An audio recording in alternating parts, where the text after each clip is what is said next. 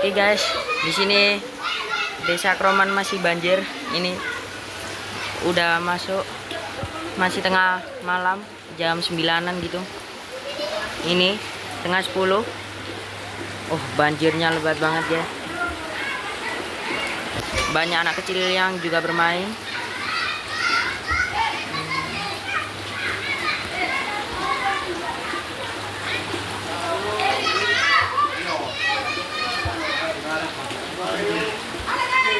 Banjirnya udah segini guys, sumpah